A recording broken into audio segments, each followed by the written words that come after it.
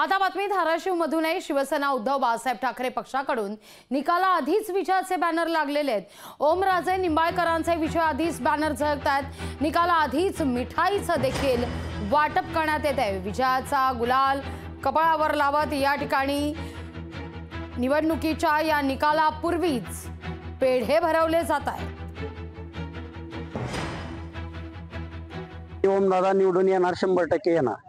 त्याच्यासाठी तुम्ही आजच त्यांच्या विजयाची तयारी करा आणि उत्साह साजरा करा। त्यासाठी आम्ही काय केलं, गावात पेढे आणि लाडू वाटण्याची तयारी सकाळपासून चालू केली आणि ओमदादा निवडून येणार हे मतदार राजानं आत्मविश्वासानं सांगितलं। कारण ओमदादांनी केलेली कामं आणि ओमदादाचा असलेला संपर्क, एक मोबाईल काय करू शकतो तर हा आत्मविश्वास देऊ शकतो, हे आम्ही आत्मविश्वासानं त्यांना सांगू शकतो की जनतेनं दिलेल्या आत्मविश्वासावर आम्ही हा बॅनर निकालाच्या आधी लावलेला।